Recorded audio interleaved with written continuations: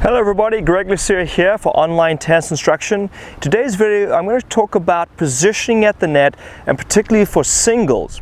Now, a common problem we see when players are up at the net is they don't cover the right side of the court, or they don't cover the court sufficiently. Now, I think that this problem stems from just not practicing the right way.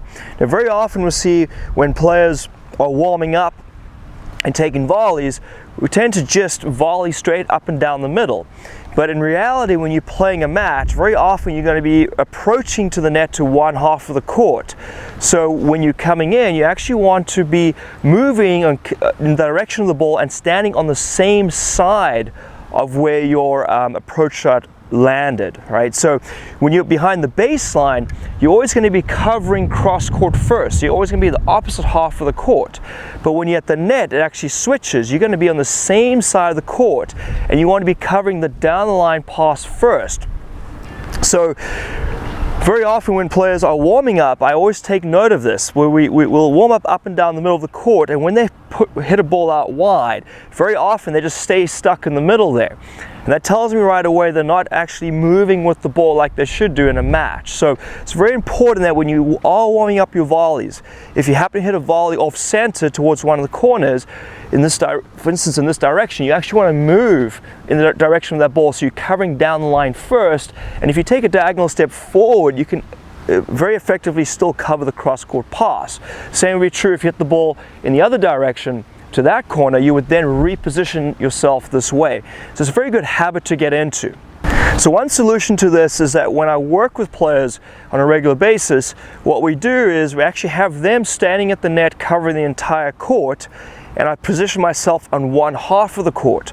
So every time they volley towards me, they have to then position themselves accordingly. So, if the volley goes out wider, then they have to move further over. If the ball's more centered, then they can stay more in a centered position.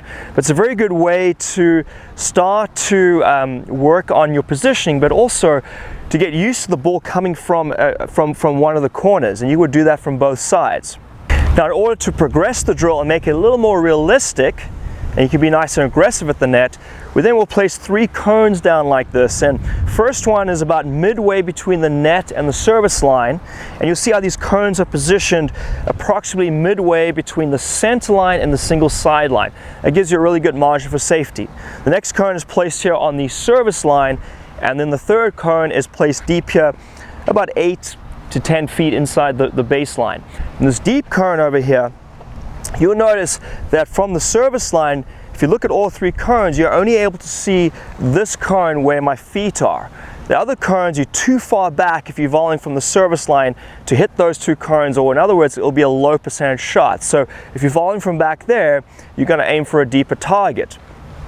Then if you had to move halfway up to about midway between the net and service line, this cone will then become visible. And then this last cone over here, if you're standing approximately 3 to 5 feet from the net, you can then see this cone. So this becomes your target because the net is no longer an equation or a barrier in the way. These are the targets here, which gives you a higher margin for safety, because if your opponent's all the way out here, you hit a good deep volley, a good deep approach shot, and the ball floats, you don't have to aim anywhere close to the lines. If you aim anywhere along those cones, it's a good chance it's going to be hit for a winner, or if they do get there, you're going to get a very weak response. So the next thing we do is play on the baseline, play at the net. Play at the net is covering the entire court. Play on the baseline is on half the court. If the ball sits up for the play at the net, they will then close in and then look to angle the ball away, be aggressive. So that way you're working on closing, and you're starting to mimic what you're looking to do in a match, right? Thank you for watching today. If you like this video, please give us a thumbs up.